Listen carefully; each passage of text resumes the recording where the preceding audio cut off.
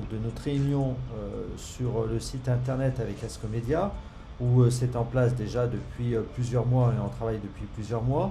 On sait maintenant que le site internet va ouvrir donc début septembre, le 6 septembre, qu'on a fait un rétro-planning donc sur la dernière réunion qui va en fait figer un certain nombre d'éléments et de données, entre autres 15 jours avant, tout ce qui est donc adhésion, soins non programmés et recherche de médecins traitants risque d'être pas en dysfonctionnement, mais en tous les cas il pourrait y avoir un très léger retard de traitement parce que nos façons de faire vont être modifiées.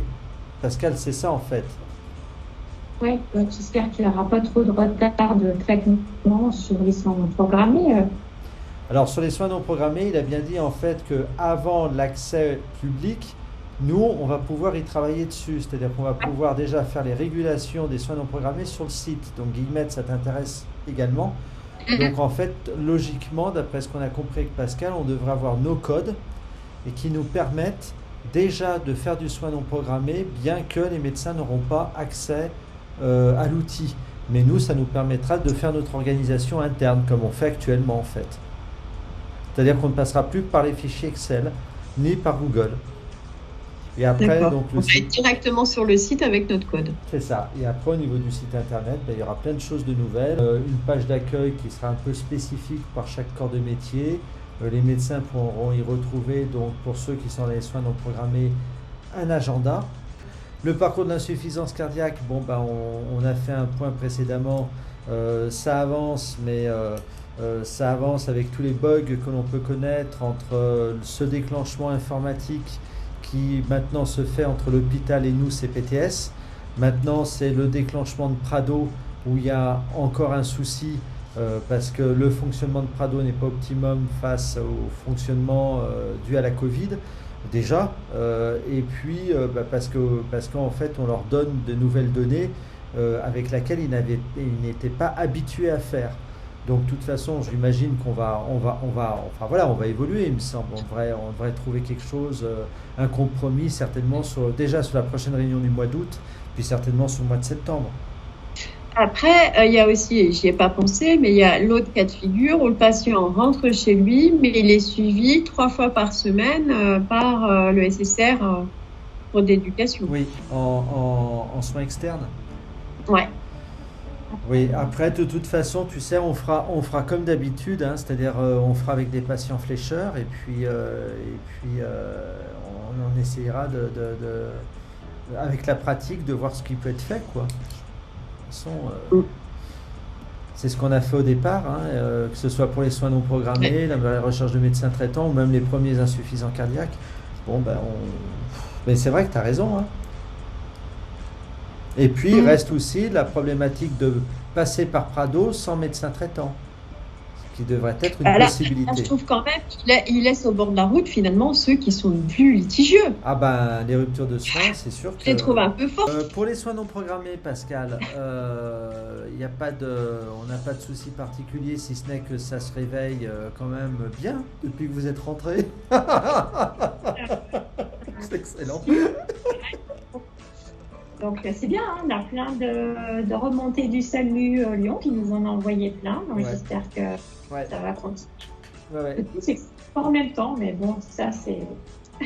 Bon. C'est les surprises du jour. C'est non programmé. Ouais, c'est non programmé, donc on s'adapte. Surtout avec la difficulté aujourd'hui avec le transfert d'appel SFR. Merci SFR au passage. Là, on peut les nommer. Donc, on aime bien travailler comme ça. Ah oui, ça embellit les journées, ça manque. Ouais. Avec CISRA, donc, qui a eu lieu mardi avec Salim Bretagnol. Donc, ils travaillent actuellement plutôt au niveau de l'hôpital. La réception de ces messages venant de l'ambulatoire et allant vers le milieu hospitalier, donc allant vers les médecins hospitaliers. Actuellement, les médecins hospitaliers donc, ont plusieurs modes, ont 3 modes de réception. Et en fait, les médecins ne savent jamais là où il faut aller, s'ils le savent. Et quand ils le savent, ils ne savent parfois pas se servir de l'outil. Donc du coup, ça complique énormément les choses. C'est ça, Pascal? Oui, il y a 3 canaux. et tous ne sont pas au courant. Parfois, ils savent pas l'utiliser. Mais bon, a priori, CISRA, ils sont très demandeurs pour venir former les médecins, ceux qui en ont besoin. D'accord. Donc il y a une équipe de formation aussi qui est à disposition pour les libéraux, hein, pour venir installer l'outil et utiliser l'outil. Donc ça aussi c'est bon à rappeler. Et puis ce sera Sarah de toute façon qui va nous accompagner donc, sur beaucoup de missions, hein, déjà avec le parcours de l'insuffisance cardiaque, mais avec la plastie de hanche en fin d'année, puisque ça va être un moyen de véhicule de communication, en tous les cas d'information. Donc ça va être important. Et puis aussi, je le dis maintenant, avec la téléconsultation. Donc la téléconsultation, c'est quelque chose que le législateur veut absolument développer. Donc on a commencé à poser quelques jalons il y a une dizaine de jours avec Yves Turlin et Sylvie Filet-Bernard. Donc on est allé à une réunion pour nous présenter nous CPTS, la nouvelle directrice de la Polyclinique du Beaujolais. Donc ça a été l'occasion de voir un peu les axes de travail. Et un des axes de travail que l'on a actuellement, donc, c'est de mettre en place de la téléconsultation qui soit vraiment dans un fonctionnement de territoire pour le territoire. On trouve que c'est beaucoup plus intelligent d'avoir un médecin connu pour avoir une meilleure qualité d'échange et de communication, que ce soit avec les professionnels de santé. Si une infirmière a besoin de joindre le médecin, si ce n'est pas de la téléconsultation, elle pourrait savoir quand même qui joindre. Donc, ça, il me semble que ça pourrait faire sens et ça paraît intéressant. Donc du coup, il va y avoir une communication qui va être faite au niveau des pharmaciens pour leur dire qu'on commence à aller dans cette voie de travail. Et il va surtout y avoir un groupe de travail qui va être créé dès le mois de septembre. Et donc du coup, on lance déjà un appel, pas qu'aux pharmaciens, aux infirmiers, aux kinés, aux médecins qui voudraient venir rejoindre ce groupe de travail pour pouvoir plancher sur ce système. Alors c'est très grand, hein. Quand on parle téléconsultation, ça part de la planification du rendez-vous jusqu'à l'exécution de la consultation.